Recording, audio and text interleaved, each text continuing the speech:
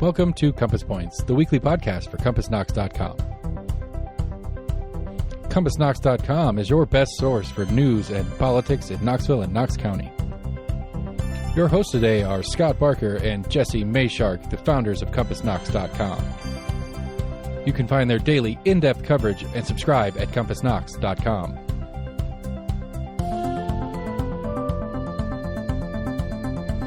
The Compass Point podcast is brought to you in conjunction with Almost an Agreement. Almost an Agreement is a layman's attempt to get a handle on the workings in government and politics that we deal with every day. Check them out at almostanagreement.com or subscribe for free on your favorite podcast provider. If you'd like to learn more about the topics discussed on today's podcast, go to CompassKnox.com and subscribe for in-depth coverage and much more.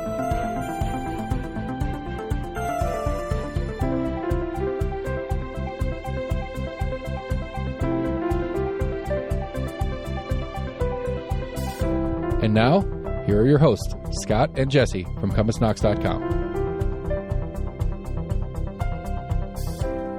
Hello and welcome back again to Compass Points, the weekly podcast where we talk about Knoxville news, information, politics, events, education, business, anything else that gets our attention. I am Jesse Mayshark, co-founder and co-publisher of Compass at CompassKnox.com, which covers all of the above. And I am joined, as always, by Scott Barker, co-publisher and co-founder of Compass. How are you doing, Scott? Pretty good. Had a pretty decent week last week. We had some good news come out, and we'll have more this coming week. So that's what we do. It is what we do. One week after another.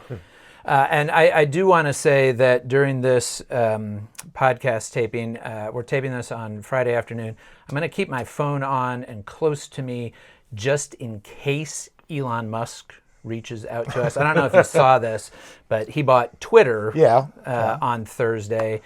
And, Elon has a lot of experience in other sectors, but digital media is kind of new territory for him. And so I'm just kind of assuming that he's probably going to be reaching out to a lot of sort of digital media moguls like himself around the country. So, it's a call we don't want to miss, just out of courtesy. Well, it certainly pays to be prepared. Yeah. And I don't know why he wouldn't. Yeah, I mean, our consulting fees, I feel like, would be very reasonable. Oh, very reasonable compared to what he'd pay out there in Silicon Valley or whatever. Yeah. Sure. He needs some people with on-the-ground experience. That's what absolutely. I think. Anyway, if that call comes, we might pause. But for now, we will plunge into the podcast. We do not have an interview segment this week. Probably we will have one next week. Those kind of flow a little bit depending on sort of what's in the news and what we feel like is sort of pertinent to talk about and so forth. Yeah, it's what's in the news, and then sometimes we might want to interview a certain person and we can't hook up. They're not available when we need to do our time. Yeah. And the one thing about covering government and politics is that people are awfully busy. They are. Well, we will be talking to more of them in the future, but for this week, you just have us, and really, that's what you're here for, right? Yeah, who needs more? So we have a few things to talk about. Some news out of the University of Tennessee, which has had a trustees meeting this past week. The school board talked a little bit about charter schools. A little bit of news on the stadium front we will talk about. More discussion of mental health needs and possibly pushing for a new mental health hospital here. And to start us all off, let's talk a little bit about early voting. We are in the midst of early voting. It continues until November 3rd, ahead of the November 8th election. And so we've been tracking that on sort of a day-by-day basis, looking at the numbers that have come out. And also the Election Commission this week released some demographic information about what we've seen so far at the polls. So what have we learned? Well, one thing we've learned is, and we've been following this since the beginning, is turnout is really low.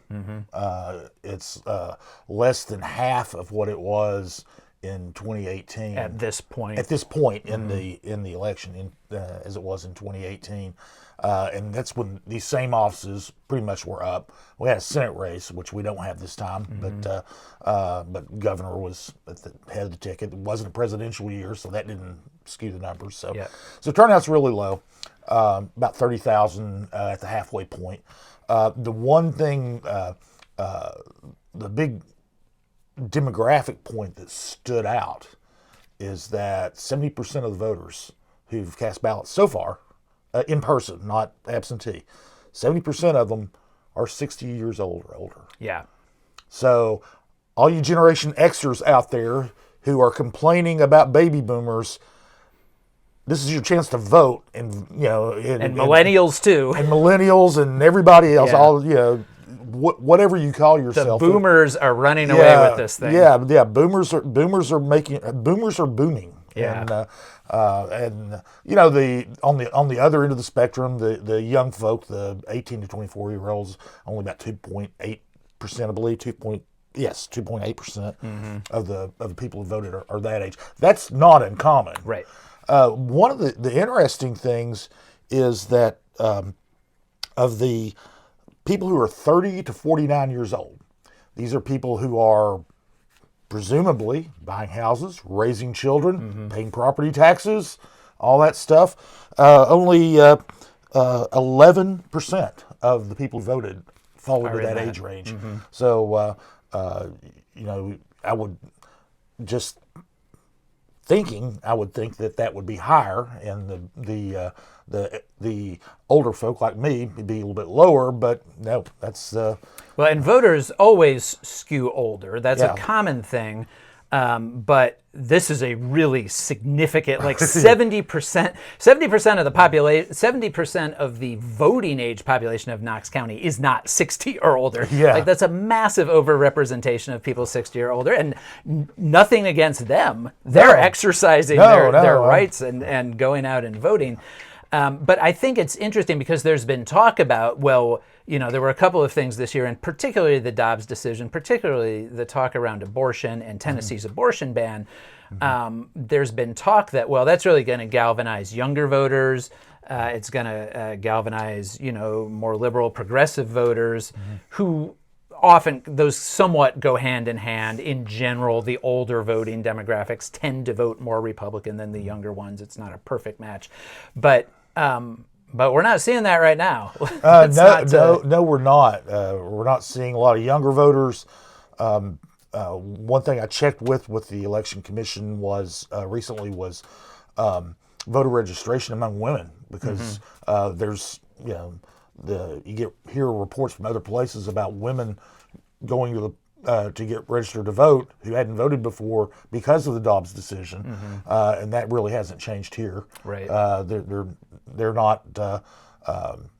Women didn't register to vote before this election in any greater numbers than men, or significantly greater, and it was right in line with the population of the county. So you can't really extrapolate anything from that anyway. But of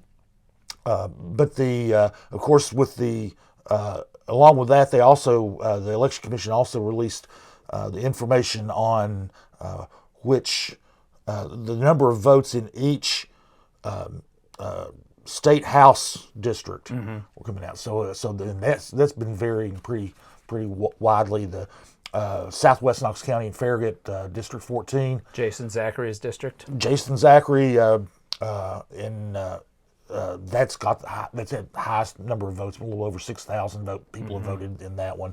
The lowest number is probably, it's not probably, the lowest number was in the 15th district in East Knoxville, and that's Sam McKenzie is the Democrat. He's the incumbent, solidly Democratic seat, and he's running against Pete Drew, who runs all the time, almost every year for something, sometime, and usually doesn't fare very well. So so I guess maybe voters in that district don't feel like they've got. It's not exciting, but you never know. That's also that district also votes at a little lower rate than the rest of the county anyway. So but I think what really stands out about those House districts is that the more Republican districts are voting more. Now, that doesn't necessarily mean that everybody in those districts, in District 14, for example, where Zachary is running against Democrat Amanda Collins, it doesn't mean that all of those people who are going out to vote are Zachary voters. If you were Amanda Collins, and like I saw she was doing this on social media just this morning, you could say, look, we're seeing a ton of turnout, and it's because people are fed up and they want change. That's possible. It's possible. It is possible. But if you just go by sort of like standard voting patterns, the areas that typically vote the most Republican are also voting the most. Right. And apart from Mackenzie's district, there's that District 90 where Gloria Johnson, the other Democratic state rep in our delegation, is running against Republican Dave Poskubat, however you say his last name. And that has the second lowest turnout. And that is a competitive race. And if you can, we can all read tea leaves in different ways, but if you say, well, the districts with the most Republican voters are voting the most, the districts with the most Democratic voters are voting the least, that's not necessarily a great sign for Gloria Johnson. That district is drawn, it looks like it's more Democratic than Republican. But if you overlay on that what looks like maybe a county trend of more Republican turnout than Democratic, the fact that there's not a lot of turnout in her race is not necessarily good news for her. Yeah. And I have a feeling that the Johnson campaign is probably looking at those numbers and thinking, wow, we really got to try to get people out to the polls. Yeah, we've got another week to really drum up interest in the race. So. Yeah. And, I do think that the one thing you can't conclude from looking at these numbers is any hint of a blue wave, of some big pushback against the status quo, of some unusual demographic surge in voting.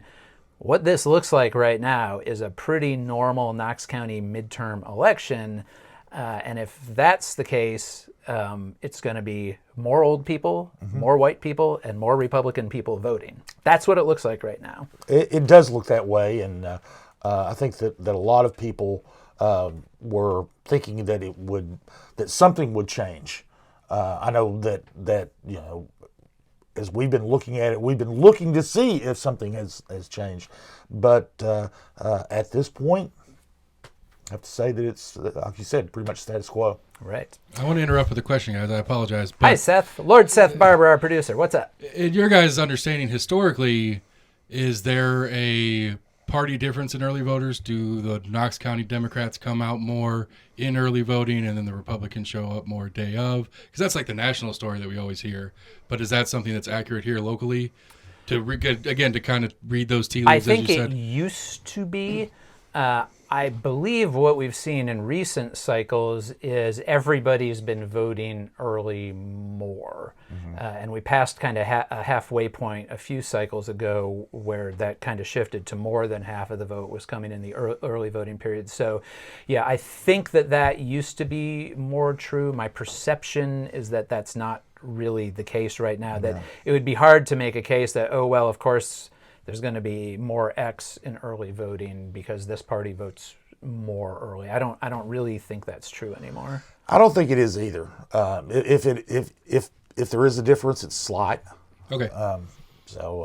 In general, candidates, and we see this a lot of times on election nights, when the early vote numbers come out, the final vote numbers end up being pretty close to them. You don't typically get a huge amount of variation between those early. Now, you can get a case where in the early vote, one candidate is up by a little bit, and that can flip by the time you get through all the election day votes being counted. Right, but it's never a huge swing. Right, you don't get like a 10% swing in general between early voting and election day voting. Okay, I just thought that would, just trying to read the tea leaves out of it.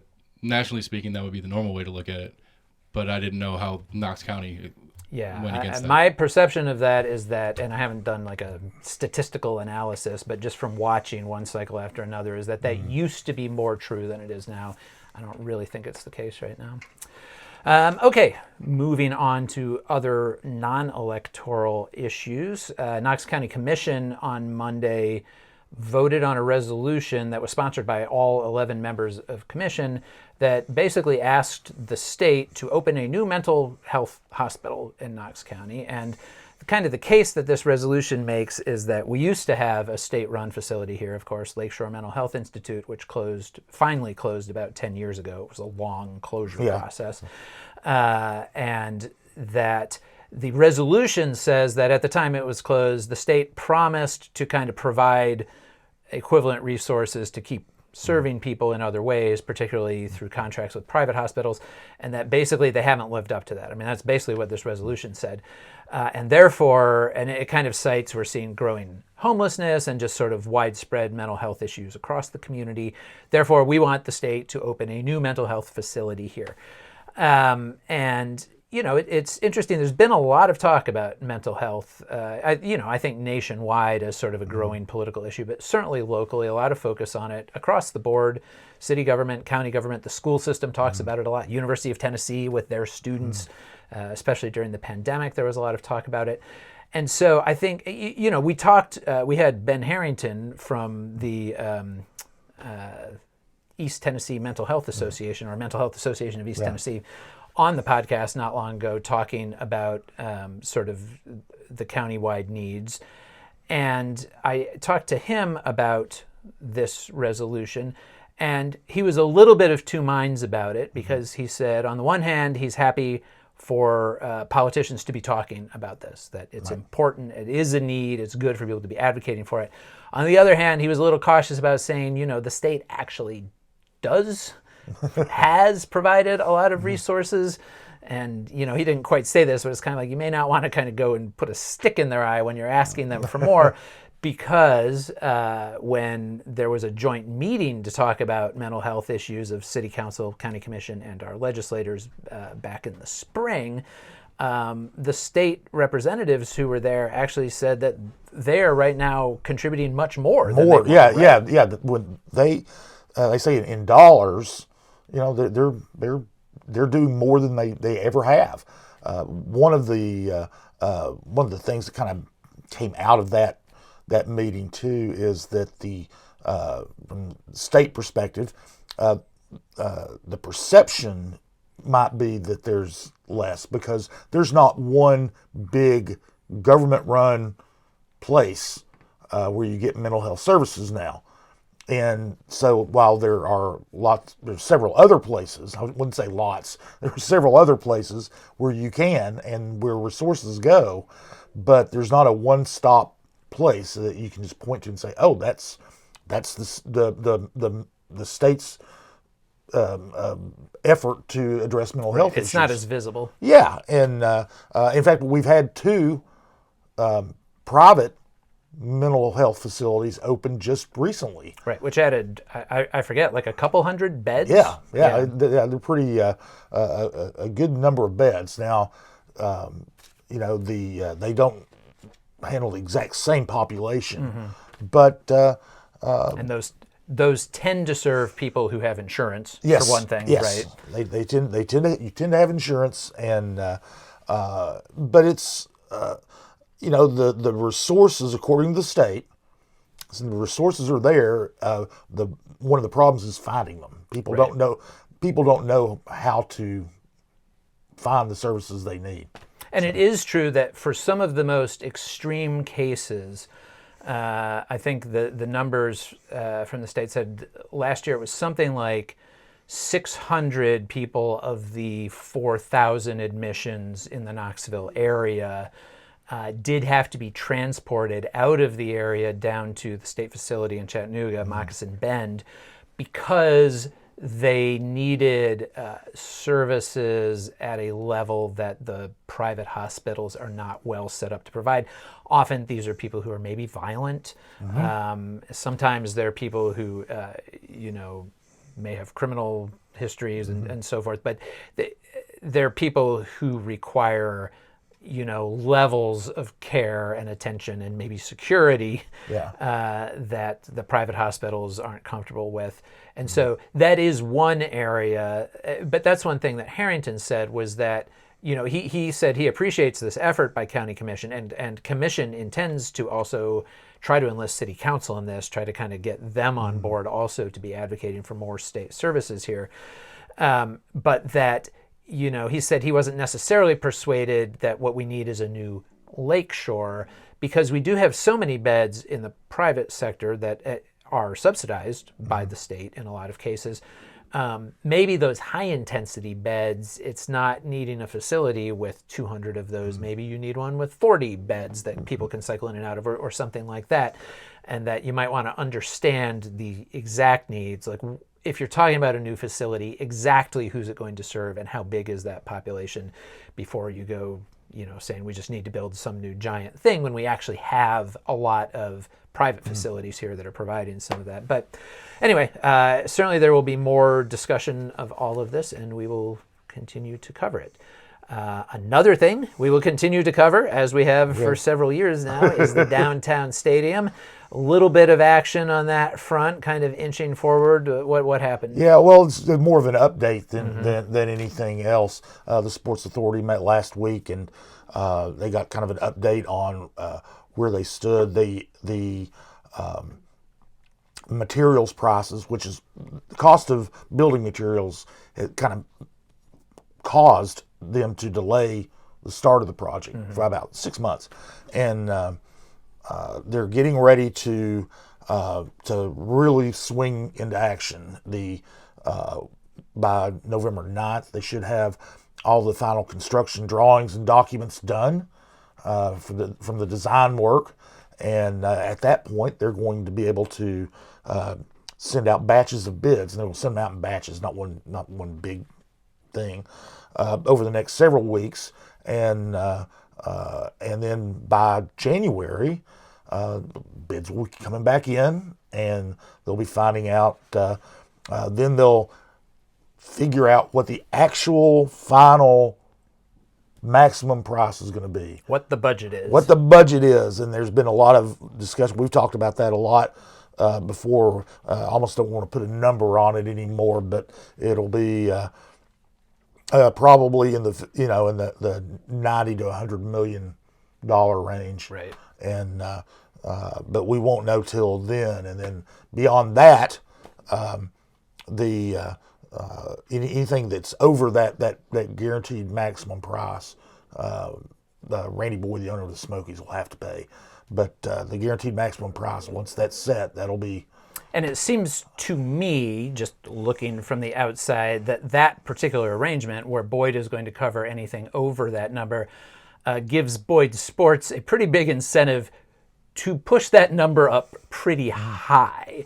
I think you could argue earlier in the process there may have been some advantage to kind of lowballing it a little bit and being like, oh, we think it's going to be like around 60, and then it was, oh, it's going to be around 80.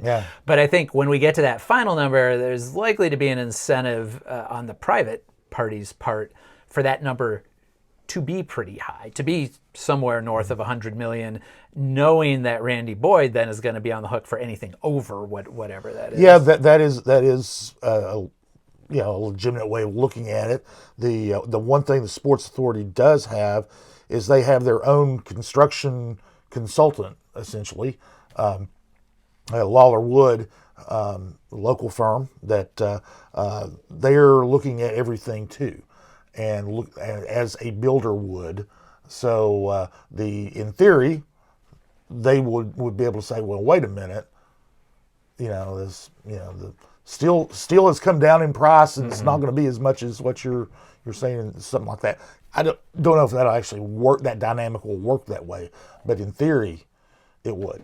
And then the other thing we'll get to see as those bids start to come in is whether the efforts, the very real efforts that they have made to try to solicit bids from minority-owned, women-owned, disabled, veteran-owned, all the DBE, diversity business enterprise businesses, whether those pay off. The Knoxville Area Urban League has been working for months. They've had a series of meetings trying to drum up interest among any contractors who might be capable of, and these would probably be subcontractors of various kinds. But there has been a real effort to try to encourage bids. I think and they've set what is their goal? The goal is 17% of the work would go toward disadvantaged businesses, enterprises, the women, veteran, minority-owned firms. One thing that they've talked about, of course, we won't know until the bids actually go out and come back and all that, is that one way to get more participation from those firms is that some of these subcontractors may not have the capability to do the scale of work that they're doing there. So they've talked about having some of these DBEs partner with other subcontractors, and so they would get the work, but they might not be able to get, they might not have enough employees to get all of a particular contract. So, right. Well, certainly something we will continue to track, but I think what looks like is on the horizon is construction is going to start there early next year. Construction is supposed to start early next year. They're doing site work now. If you go by there, you can see where they've done the kind of rough grading. Is pretty much is almost over, and then they'll be doing more grading, and some of the utility work is already done. So they're moving along there. All right. Knox County School Board this week had a quarterly work session, and one of the things they talked about was charter schools. And this was a bit interesting because, every year they are required by the state to have what they call charter school authorizer training, because school boards across the state are empowered by the state and required by the state to hear applications for charter schools. And so the state wants to make sure that they're up to date on what the law is, what it requires of them. So they've had this training before, but the reason that it matters this year is that, first of all, they have 3 new board members, so people who had not been through it before. But second, we are actually expecting some charter school applications this year for the first time in at least 8 years, because it was, I believe, 2014 when Emerald Academy, our only charter school, was chartered, and then it opened the next year in 2015. So it's been a while. We still only have the one charter school. Memphis and Nashville have a bunch. Chattanooga has about a half dozen. So out of the major metros, we have the fewest in the state. We know for sure that an outfit called Knoxville Preparatory School, an all-boys academy, is planning to apply. I think they'll be applying this coming spring to open the next year, because you kind of have to apply a year and a half out from when you want to open. So they're planning to open in 24, applying in spring of 23. And then at this board meeting, Julie Thompson, who is the school system administrator, who's kind of over charter schools among many other things, said that she had actually been contacted by another group as well that she was going to be meeting with, who may be interested. So they may have a couple of applications coming in the next few months. And, the interesting thing here is that there's a lot of sort of political talk about charter schools, and in general, they've been more popular with Republicans and conservatives, less popular with Democrats and progressives, who are more wedded to kind of the traditional public, who think that really we should just be putting more money and effort into our existing public schools instead of encouraging new ones to kind of open on the side. But when it comes to the school board considering these things, even though we do have, as we've talked about now, a partisan school board, none of that is really supposed to enter into it much, because the state has laid out some pretty specific criteria about when you get these applications. Here's the scoring rubric. Does anybody outside of government use the word rubric? I feel like public meetings are the only place I ever hear anyone use that I don't word. know. It wouldn't surprise me if it's the corporate world uses that a little bit. Yeah, it does. It's corporate jargony. Anyway, there's a scoring rubric from the state, which you can actually look up. And if you look at the coverage we had of this meeting this week, there's a link to it in there. But the state sets these very specific criteria. You have to look through, does it do this? And if not, how does it fail? So a school board, and I'm not saying that our school board as it's currently constituted is made up of a majority of people opposed to charter schools. I don't think that's true. But even if it were, a school board cannot just deny a charter school application because they don't like charter schools philosophically. They have to look at the application on its merits according to the state's criteria, and then decide. That Knoxville Prep School, for example, is partnered with, it's kind of a satellite, or it's hard to describe exactly its legal relationship, but it's being proposed by people who already have a similar school in Chattanooga, Chattanooga Prep. And so they've already got one up and running, apparently successful. And so they're probably going to have, you would expect them to have a pretty easy time. They already know how to go through this process. So unless they do or say something really untoward somewhere in that process, it would probably be hard, I would think, for the school board to turn them down, although we will see. But I think the interesting thing really about all of it is just that we are going to have more charter schools. They haven't really been a feature of the Knox County landscape, and I think they're going to become an increasing one, and how the school system responds to their presence, how parents and students respond to it. We don't really know. We do have the one that is up and running, Emerald Academy, and actually we're going to have a bit of an in-depth look at them coming next week. But they are now operating with a waiting list, so that would suggest that there is, some demand in the community, but we won't really know. I mean, both the promise and peril of somebody trying to open a charter school is you can't unlike public schools, you can't force anybody to go there. They're going to have to make their case and recruit people. Yeah, and one of the big fears from people who oppose charter schools is that it's going to take money away from the public schools, and it's a understandable concern, because one of the things is that the money goes with the kid. Yeah. However, even if you took 5 students out of a small elementary school, you're not going to change the number of teachers needed at that elementary school. Right. You're not going to change the number of administrators you need. You're not going to change the number of janitors you need. Yep. You're not going to change the square footage. The utility bills. Bills of the existing public school, but you're going to lose that money. Yep. And so there is that concern, and you're right, as Knox County moves forward and more of these schools come in, how will the school system respond? And especially if they're successful. Yep. If they have the same success in attracting students that Emerald Academy's had, there would be some cause for concern, I think. Sure. Well, I mean, what it could lead to theoretically is, for example, if you pull enough students out of existing public schools, you might have to close one because, and consolidate them. On the other hand, of course, that's something the school system has done periodically anyway, as there are population shifts. We will see. It'll certainly be interesting.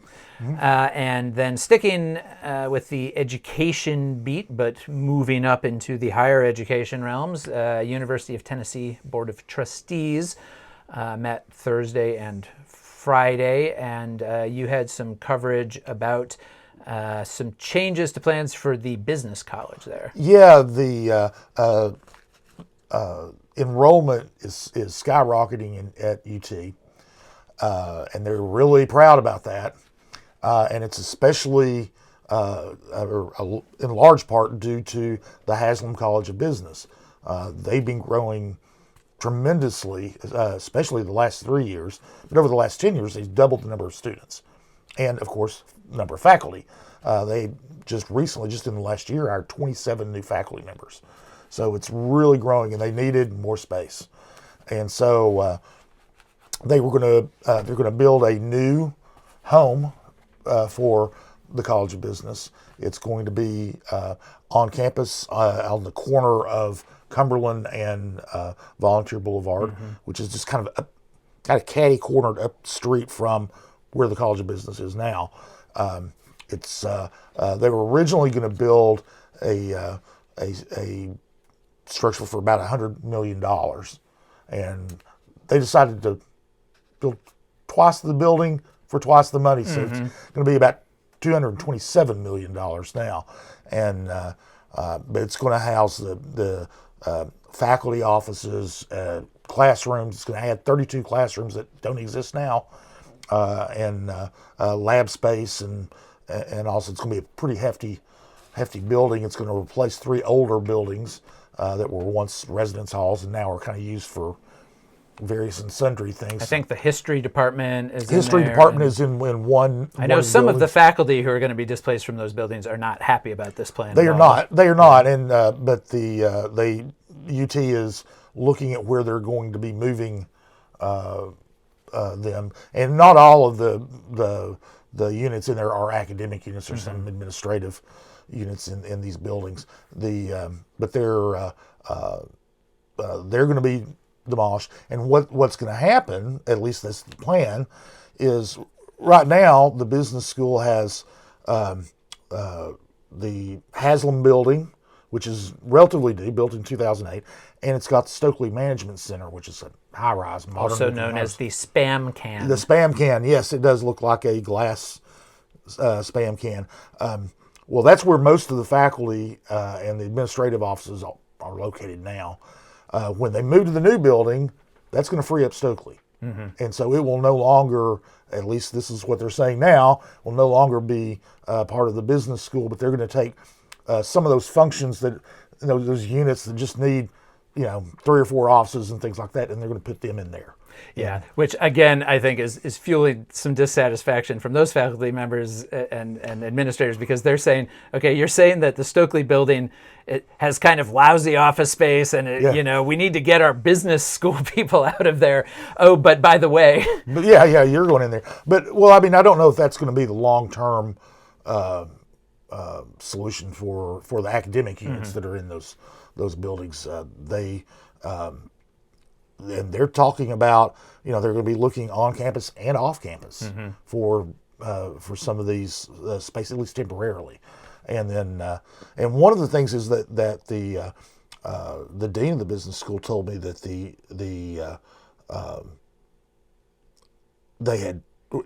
talked, and Chancellor Plowman said this too. They talked about renovating Stokely down the road. It wouldn't be part of this particular project, but it would cost $80 million. So that's another $80 million to renovate it. Now, my guess is that the business school is the school in the best equipped financially to do that, but it won't be their worry anymore. And one thing about this, the expanded project, while it is going to be double the cost, most of that's going to be paid for by donors. They're doing a fundraising campaign now, kind of on the down low. They usually don't announce these till they get about half the goal reached. They're about a third of the way there now. But if only there was some obvious donor to the Haslam College of Business. Well, it's a little hard to think of. Yeah, well, you've got to get creative.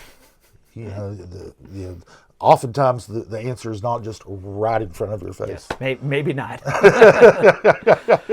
All right, well, so UT continues its building spree, as I think, because that campus has just been, sort of transformed really over the last 10 years, 15 years, certainly. Oh, absolutely. It looks very different down there than, it did 15 years ago. And, this new building will be right across Volunteer Boulevard from the Student Union. Also new. And across from the law school, which is pretty new. Yep. And there's a lot of new buildings at UT, and there are more to come. Sure.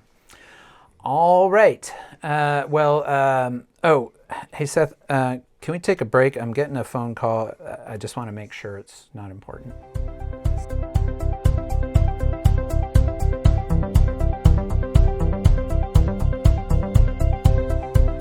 Okay, sorry about that. It was not Elon. Somebody about a car warranty or something, I guess I need to check on. But yeah, well, just keep the phone handy. I saw the California. Make sure it's charged. Came up, got a little excited, but oh well. Okay, we are now to the Q&A portion of the podcast, where every week we go onto our subscriber-only Facebook group, the Compass Colloquy, and invite readers to suggest anything they'd like to hear talked about in the podcast. One person this week called our attention to an interesting bit of reporting by another news outlet, National Public Radio, on their daily news roundup, All Things Considered, had an interesting report this week from Knoxville, about Knoxville. Yes. And about something that I don't think we necessarily talk or think about a lot from kind of a Knoxville specific standpoint, which is medical debt, the amount of debt that households carry related to medical care, and racial disparities within that, And according to this report, and they cited the data underlying it, Knoxville has one of the largest racial disparities in medical debt in the country, meaning that families in predominantly black neighborhoods are much more likely to be carrying medical debt than families in predominantly white neighborhoods. So this is an interesting report, and you can go on the NPR website and find it. Also, if you're a subscriber, we linked to it in our Friday newsletter. But the thing it made me think of was that the Sycamore Institute, which is a think tank here in Tennessee based in Nashville, did a lot of studies, or a comprehensive look a couple of years ago, which you can also find on their website, at the whole issue of medical debt in Tennessee. As I recall, and I went back and looked at it after the NPR report, they did not really go into the racial disparity side of it, but they just kind of looked at it overall. They didn't break it out quite that specifically, but they did say that people overall across the state, people who were lower income and or members of racial minorities and or lived in lower income areas were more likely across the state to have medical debt. But the other thing they said was that Tennessee itself is one of the 10 worst states in the country for carrying medical debt, that Tennesseans are more debt burdened by medical care than most of the rest of the country. And so then within that, Knoxville has one of the highest racial disparities. And the NPR report was really interesting because it did actually, a lot of times when you get sort of national reports about local issues, they can seem kind of superficial. But this was actually a pretty good in-depth report that got in because they interviewed a lot of local residents. They interviewed local officials, City Councilwoman Gwen McKenzie, and they got into some of the specifics of Knoxville's history. They talked about how during urban renewal, which is something that we've talked about and has been a topic of a lot of discussion in Knoxville, but that period during the 1950s, 1960s, where a lot of traditional African-American neighborhoods were literally bulldozed for new development, that one thing that happened during that was that doctors' offices were displaced. Offices that were run by black doctors that served the black community were displaced. That was one of the things that got lost in there that then never really kind of came back. And so they cited that as one cause of this. And then more broadly, at the state level, they said, they noted that Tennessee is one of the 12 states that has not yet, I don't even know if we need to say yet, because it's not clear this is ever going to happen. Might not ever happen. Has not expanded Medicaid under the Affordable Care Act, which means that we've been going now for almost a dozen years of not collecting federal money that is available, remains available to Tennessee to claim to provide health coverage, health insurance to hundreds of thousands of working poor, basically, Tennesseans who don't currently have access to coverage. We haven't done that, and that 8 of the 12 states that haven't done that are states that are in the South with large African-American populations. And those 8 states, including Tennessee, are among the states that have these largest racial disparities in that care. And so, I don't know that any of that, none of those individual data points are exactly news to us who live here, but I feel like the constellation of them and the impact of them is kind of striking when you look at it. Yeah, one of the things about that report is, we knew what urban renewal did to East Knoxville. We knew that 300,000 or so Tennesseans, mostly low income, are would be eligible for Medicaid if Medicaid was expanded. We know, and we also know that Tennesseans, by and large, are less healthy than Americans in other places. So I mean, we knew all those things, and that unhealthiness is concentrated in lower income populations. Yes, but one of the things that this report did is it brought all those things together, and you kind of went, yeah, when you listen to it, you just went, yeah, well, that's right, yes, and the impact it has on people's lives, their pocketbooks, is that we have a greater number of African American people in Knoxville, probably especially lower income African American people in Knoxville, who have who are carrying higher levels of medical debt. And when we talk about racial disparities, those are you kind of look at the big picture and you say, well, we know that there are income disparities and disparities in sort of generational wealth transfer between black and white populations.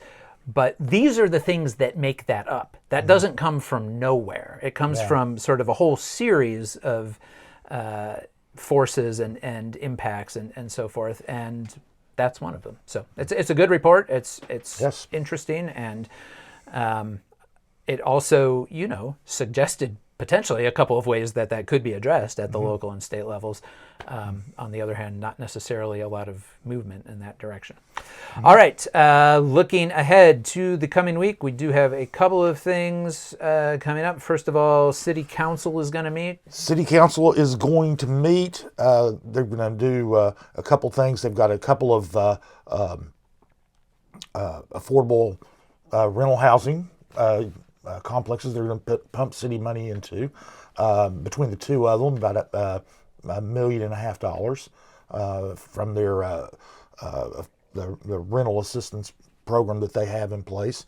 It's not rental assistance, excuse me, but it's for rental housing. So, and these are going to be for low-income residents, the people who may be carrying lots of medical debt. So that's going to be on there. There's going to be one other item, and it's a stadium-related thing, but it's a strange thing. They're going to be the city is committed to spend $14 million in infrastructure around the stadium, and they're going to get KCDC to do it. The Knoxville Community Development Corporation, which is independent, but it's they're the city's redevelopment agency. They're going to do it. So the city's going to loan KCDC the money, and KCDC is going to actually manage the project. So interesting. Well, it is in a redevelopment area there where they have jurisdiction. That's right? true. Yes, it is in the Magnolia Avenue Warehouse District, which is an officially designated redevelopment area where they can do that, and they can. And we've talked about the tax incentives that are available in there too, because of that. So, but other than that, there doesn't appear to be anything earth-shattering on the agenda. But I think it's very important to point out that yes, whenever the city or the county can go in and build or help someone build more affordable housing, it's looked at very favorably by a lot of people, especially HUD. Right. they really like it. Yep. Well, and then, of course, the other thing coming up this week is that early voting is going to end on Thursday. November 3rd is the last day of early voting ahead of the November 8th election. So if you, like most voters in Knox County, have not yet voted, and especially like most voters in Knox County under the age of 60. Yeah, you whippersnappers need to get out there and vote. Have not yet voted. And hey, look, my son, who just turned 18 at the beginning of September, I took him to get registered to vote, and we went and voted this past week. So my 18-year-old son, high school senior, has voted. So I think the rest of you can get out there and do it too. So you have until this coming Thursday. If you're one of these people who likes to vote on Election Day, that's fine, and that's your plan. Is that you, Seth? That's me. All right. Just make sure you leave yourself plenty of time, because sometimes people leave it to that day and then something happens and they can't get there and so forth. I kind of feel like I'm at least me, because I'm a little bit older than you, I feel like I'm yelling at people saying, get off my lawn and go vote. Yeah. But get off your scooters and your get out of your hipster breweries and whatever else you're at. Go vote. Okay, and we will be back next week with or without Elon Musk. Either way, we're here. All right. So, and Seth, thank you very much for all that you do for us. Music is by Will Wright, and we will talk to you next week. Welcome to Compass Points, the weekly podcast for CompassKnox.com. CompassKnox.com is your best source for news and politics in Knoxville and Knox County. Your hosts today are Scott Barker and Jesse Mayshark, the founders of CompassKnox.com. You can find their daily in-depth coverage and subscribe at CompassKnox.com.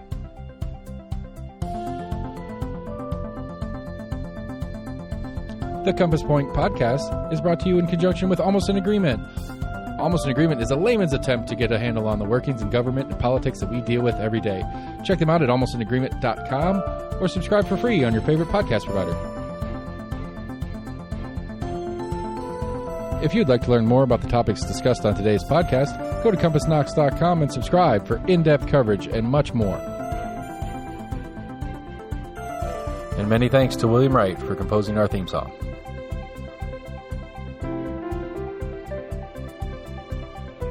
Compass Points is a partnership of Barking Shark Media and Barbarian Productions, and recorded by Lord Seth A. Barber at Barbarian Studios, Knoxville, Tennessee.